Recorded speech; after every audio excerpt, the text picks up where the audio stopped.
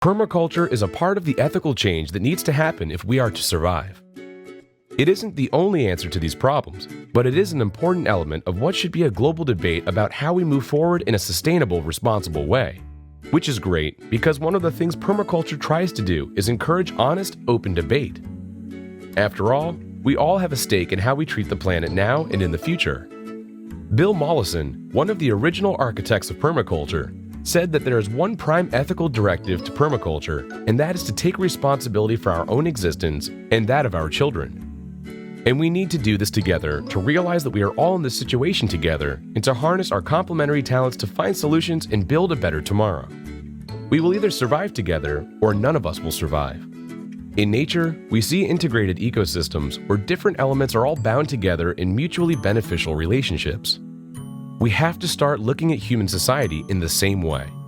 Life should be cooperative rather than competitive. It is only our choices that have made competition a central part of how we interact with one another. So, equally, it is within our power to choose another way.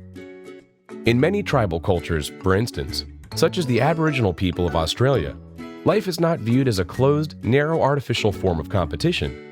A competition that, in modern industrial societies, keeps everyone, from the bosses to the workers, trapped in the same ultimately unfulfilling system.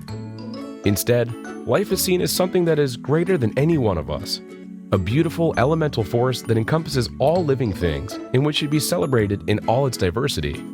By renouncing materialist culture and by respecting all of life, we will find a more meaningful way of existence, both on a day-to-day level and as a human society as a whole.